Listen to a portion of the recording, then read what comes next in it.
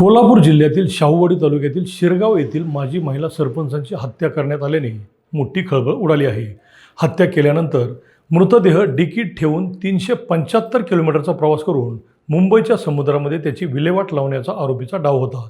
परंतु पोलिसांना ही माहिती मिळाल्यामुळे पोलिसांनी कारची तपासणी केली आणि मृतदेहासह आरोपीस अटक केली.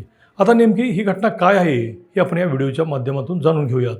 नमस्कार, मी अभिजित आणि आपण पाहत आहात प्राईम एक्सपोज.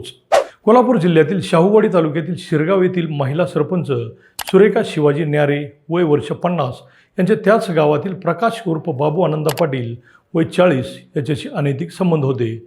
2 वर्षापूर्वी सुरेखा यांच्या पतीचे आजाराने निधन झाले होते. सुरेखा न्यारे आणि प्रकाश पाटील हे दोघेही एकाच गल्लीत राहत असल्याने त्यांच्यात प्रेमसंबंध निर्माण झाले.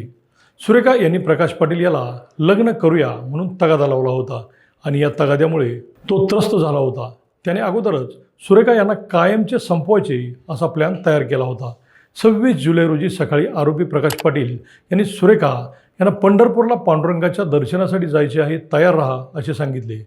मात्र पंढरपूरला जाण्याआधी जनावरांना चारा टाकून जाऊया असे सांगून दोघेही शेतात गेली. गावाबाहेरील दिंडोरी येथील जनावरांच्या शेडमध्ये त्याने सुरेखा यांना नेले आणि तिथेच त्यांचा गळा आवळून खून केला.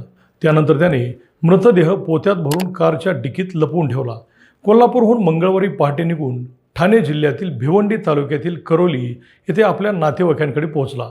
मुंबईतील कशेळी येथील समुद्रात तो मृतदेह टाकण्याचा त्याचा डाव होता. परंतु त्याचा भाचा हा अलर्ट झाला, कारण त्याला गाडीच्या डिकीत मृतदेह असल्याची माहिती मिळाली आणि त्याने तात्काळ स्थानिक नारपोली पोलीस स्टेशनला याची माहिती दिली.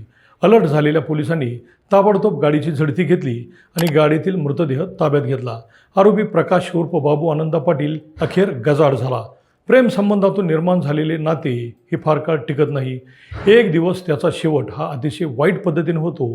हे अनेक घटनांमधून आपण पाहिले असतानाही समाजातील अशा प्रवृत्ती परत परत प्रेमसंबंधात का गुरफटतात हेच समजत नाही.